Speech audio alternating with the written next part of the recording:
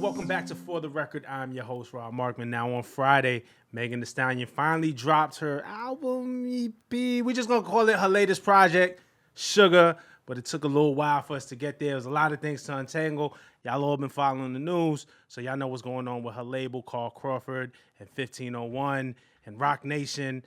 Whatever it is, we got the music, and we're here to discuss it all, and I got a dope panel with me that I would like to introduce. First up, we have our Genius News host and producer, my friend. I always love catching up with you in the kitchen. We get to talk about music.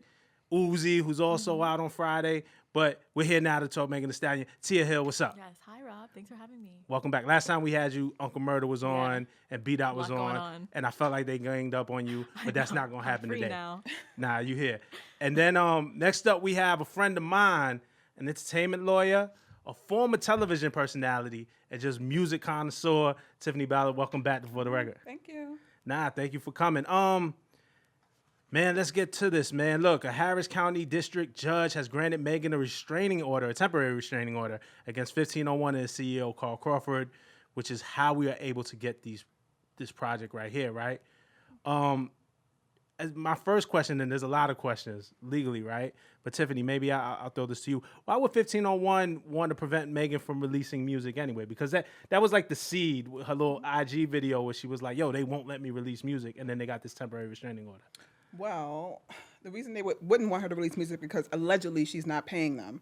So what 1501 has said is that per the agreement, she's supposed to pay them a percentage of her live performances, her tours, etc., and that she stopped paying. She's not making any payment. So what I believe is that they would not want her to make any more money. It's like, I'm not going to continue to allow you to make money when you're not even giving me the money that you owe me so far. Right. Once you give me the money you owe me, then you can begin to make more money. That's what I would surmise. That would be the only reason. It would be an economic reason that they would stop her. Tia, just how Megan, like, we've been seeing Megan's star just rise over the past, I want to say 2 years, almost, 2.5 years. Was this surprising to you when she jumped on IG and then all of a sudden we found out there was this dispute? Because she signed at 300, Rock Nation manages her, and then 1501 were the first company through the door. I guess they're the label, the production company. They're the production company. I was surprised because I feel like she's been out. I mean, obviously she blew up a lot last year, but I feel like she's been out for long enough that I was like, where did this come from? And why didn't they say anything earlier? And it kind of seemed like totally out of left field. I know it happens to artists kind of a lot, but when she went on Instagram, I was like, oh, wow. So it's even happening to Megan Thee Stallion, who to me at this point in her career is such a big artist and everything.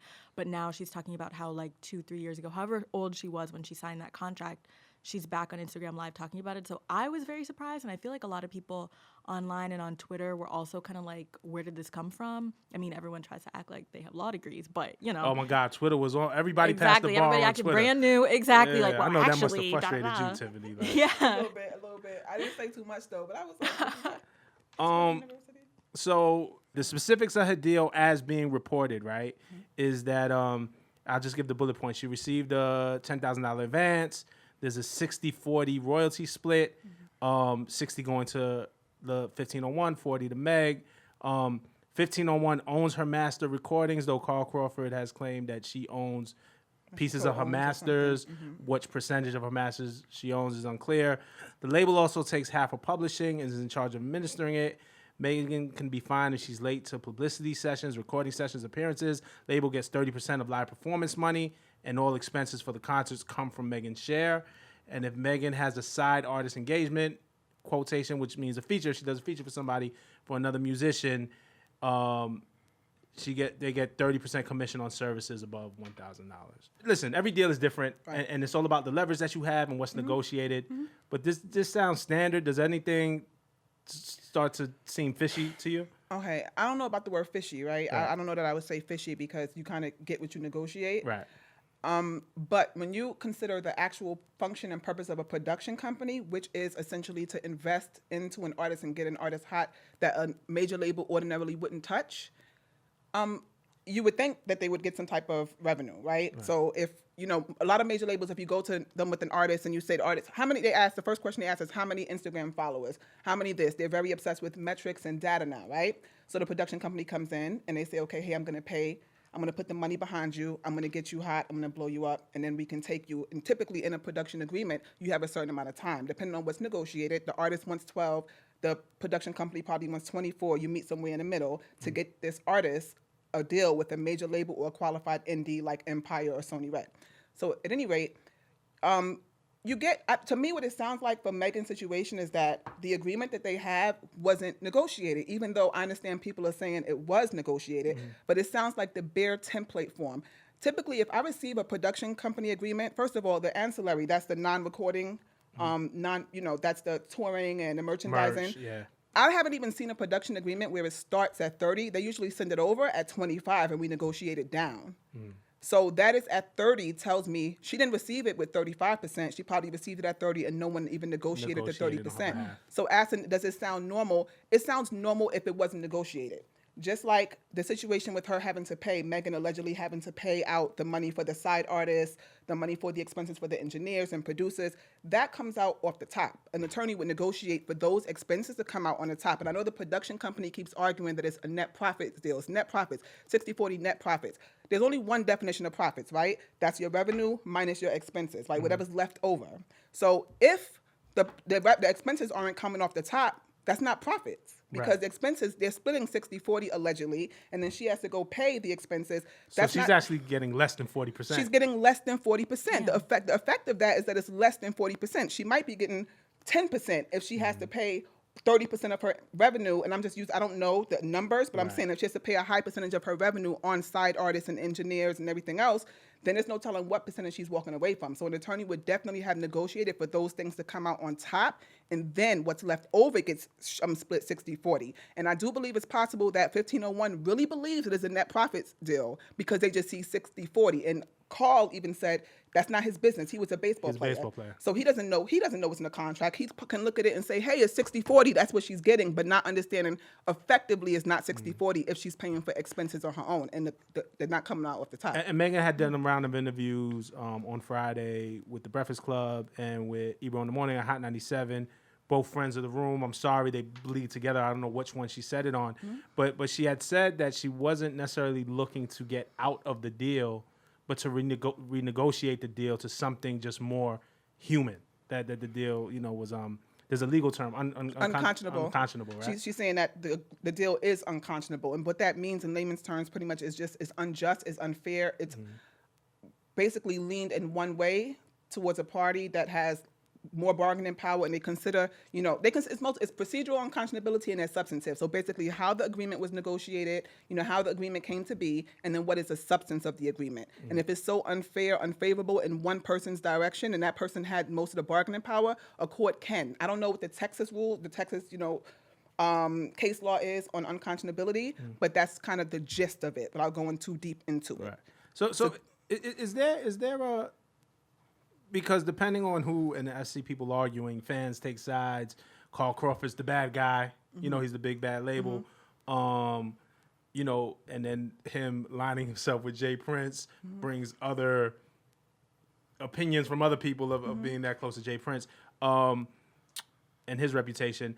And, I've also seen some people argue, I follow on Twitter a lot of managers and former managers who have maybe lost clients to bigger entities, saying, well, Megan has to honor her contract. And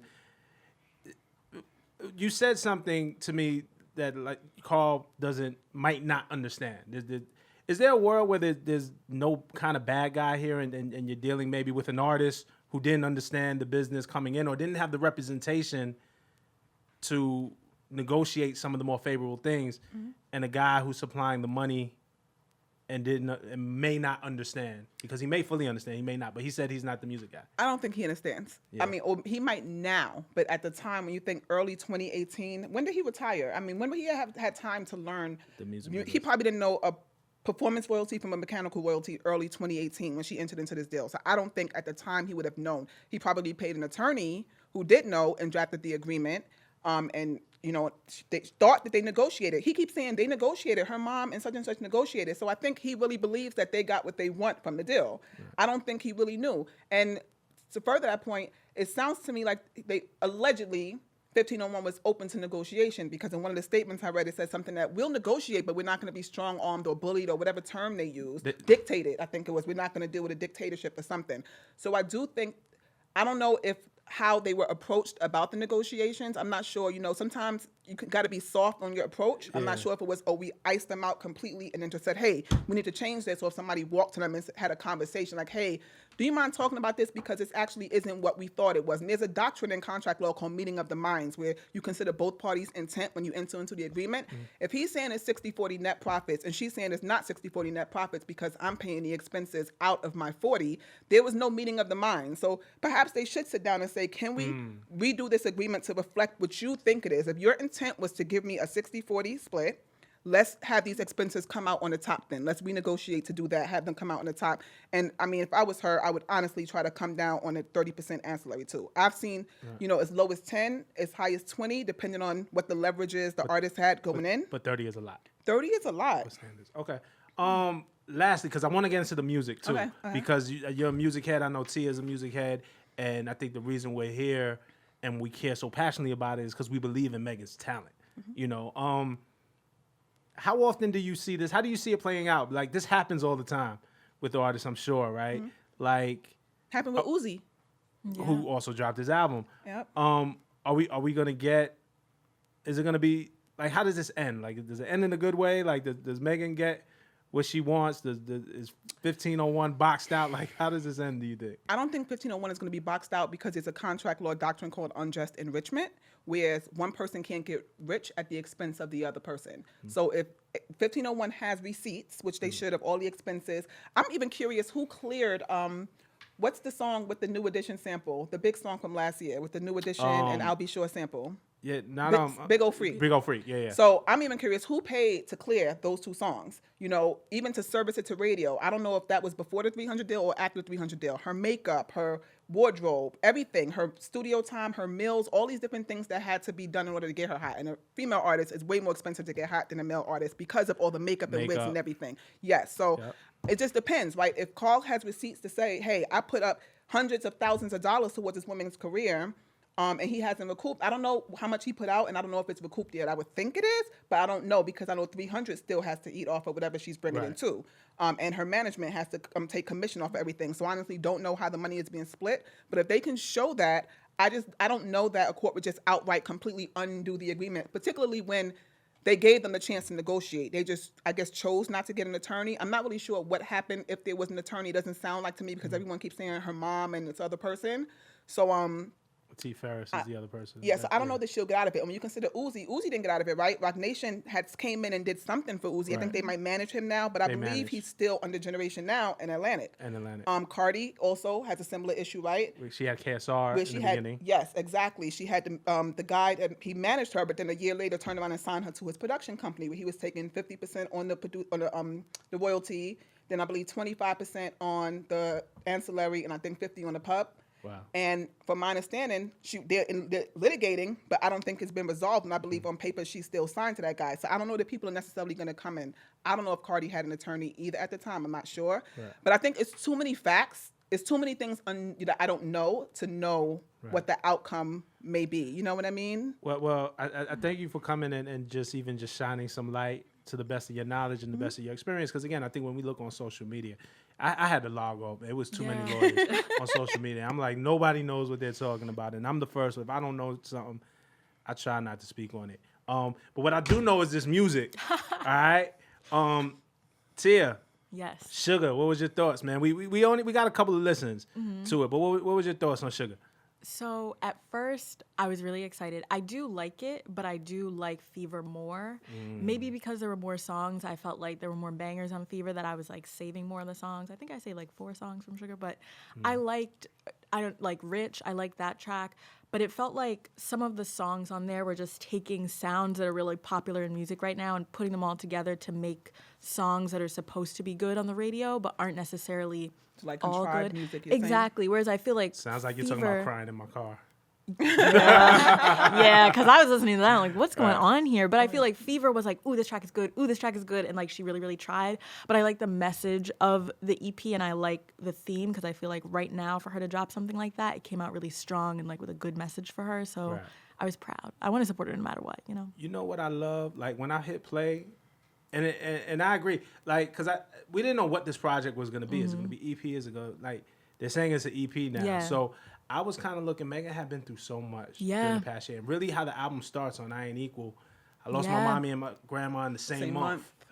Like, I'm like, oh, we about to get to the heart, you know, of the matter. And I would never tell an artist how to, because that type of pain comes out in due time when it's ready to come out, right? But when I heard that, I was like, oh, we about to get something. And she went off on that track, like just busting on that track. So automatically from track one, it had me excited. There were moments, there were definitely, I joked about the crying in the car. Kind of went down. But it was like a little bit of a stretch for me. You know what I'm saying? Like when you get, and that's towards the end of the project. Tiffany, what did you think of the project? So let me say this. Okay, so without dating myself, right? As far as to me, Megan up until now sounded like LaChat. I don't know if you know who LaChat is. Okay, so I always said when I was a fan of LaChat. I know in that Memphis scene. First of all, I graduated high school in Memphis, but I'm from Brooklyn. But I did my last 2 months at a high school in Memphis, so I got introduced to that 3-6 Mafia stuff and all that. Which is still so prevalent today, which is super influential right now. Absolutely. So a lot of people love Gangsta Boo. You know, she was the mainstream one from 3-6, but I personally was a huge fan of LaChat.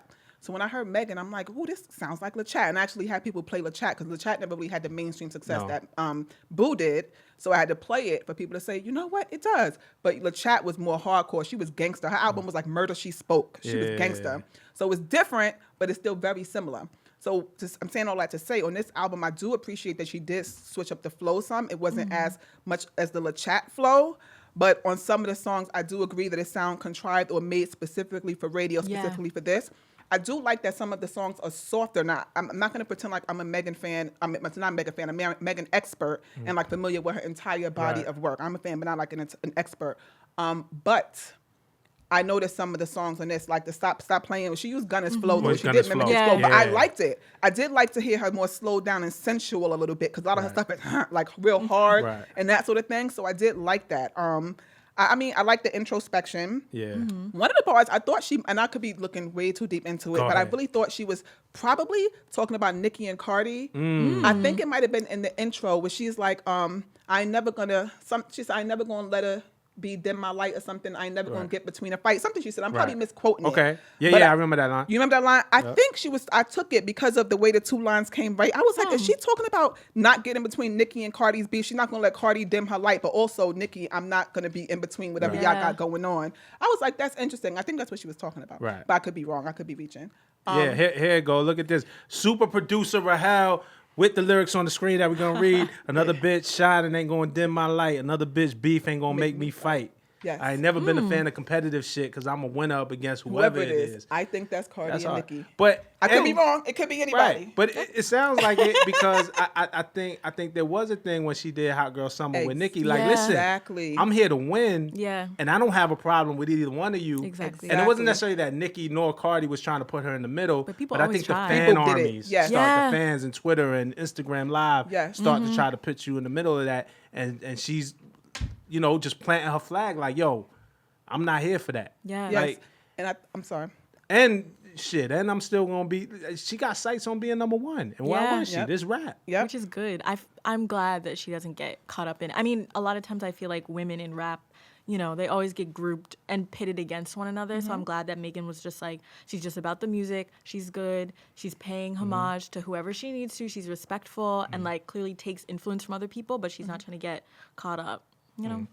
And I'm sorry, just to add to your point and your point, I agree. And I think that, well, supposedly, allegedly, she was supposed to be on Queen Radio or something, and she didn't show up. And what the whisper, it was around when Hot Girl Summer came out, and the whispers, you know, around the social media was that it was because she was avoiding appearances of impropriety. That was what was alleged. She didn't want it to look like she was taking sides or we're teaming up us versus her and that sort of thing. So she just completely, that's what the whispers were. Who knows if it's factual. So, yeah. Nah, that's real. But the bars on it, you know, there was something too. I wondered, and knowing what we know over the past 2 weeks, what transpired with her and her label and Carl Crawford, ain't equal. Like, she's busting on that record, right? Like, bitch, I've been popping, doing numbers, been lit.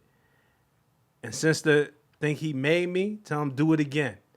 And I was like, ooh, So she she brought her Jay-Z line. Make another hole. Make another hole, yeah. But then there's the other lines too, and as a man and who's a fan of all rap, but female rap, I feel like when Drake drops, like the dudes get all types of Instagram caption ideas, Yes. like Oh my God. and, man, she be saying some shit though, like let him meet me out and still put him in the friend zone. I'm like, dog. Yeah. Like I kind of like the way she be dogging dudes. Like and traditionally in rap, you hear the dudes dog the women. I'm like, man, go off then. Exactly. Was there any other thing? I know we talked about Ain't Equal and we talked about the stuff. Pharrell, the Neptunes did Crying in the Car, right? Oh, really? Yeah. I expected more from a Me Neptunes. too. Yeah, And I especially would never because they have were guessed. gassing it because there was like a video of them in the studio together and everyone was like, ooh, here we go. And then I heard the song and I was like, is this the right song? But they did Stop Playing too, which is a better song. yeah. Stop Playing. I really Yeah. do like that song. And I did see the meme and to make a point that you made that she did kind of mimic Gunna's flow on that, right? Which I thought was dope, and it was a dope choice because it was the best fit for the song. Yes. I do not want to take that narrative and run with it as if she's someone lesser because that's some MC shit. Yeah. Right. That's when Biggie hops on the same song as Bone Notorious Thugs, Thugs, and he takes the Bone Thugs flow and being like, yo, I could be versatile with it. So Exactly. and this is me preemptively because I see sometimes how in the comments they might take that as a negative. Like Megan already proved that she could rap. Like she don't gotta prove that she could spit a bar. So if Gunna comes with this flow, or who knows, or maybe Megan like mimicked Gunna's flow and then sent him the record because she was a fan of him, and then Gunna fell in pocket. Like you don't know how it came out, Exactly. but that don't make her lesser. I agree. think Yeah. that makes her versatile, and it really just made for a better song. Yeah. Yeah. Yep. What about Hit My Phone with Kehlani? I love Kehlani right now. I I'm did. so in love with I did Kehlani. really like that song actually. Yeah, I fucked with it. You were like- in terms of the were pop, like, no, yeah. and Kehlani's music. In terms of the kind of pop leaning stuff, I was real interested in that collaboration between Kehlani and Megan. But that's just my 2 cents. Anything else here? I think Savage. I think that like the first verse on Savage. I think I was yes. like, oh, okay, okay. I feel like those first 3 records, like Ain't Equal, Savage, and then again, Captain Hook is another. Oh yes. Is another one that I think, as a man, I could appreciate just sitting back and letting the woman go off, talk your shit. Go ahead, because men do it all the time. So the whole Captain Hook meme, I could see that being Instagram captions about, right? She's kind of talking about how a dude curves. I like my dude with a curve. I'm just telling you what they tell me, man. What else? It's short though. That was the only thing. I really was kind of short. expecting a full project. Like with all of this, I thought this was gonna be the one, but it seems like they still have things to figure out in court and stuff like that before we get the official Megan Thee Stallion album. Yeah, and not to go back to, let me just go back to the Go legal ahead. stuff Yeah, right yeah. quick. So I read something that said that in her, contracts define albums. Albums Yeah. are actually defined, right?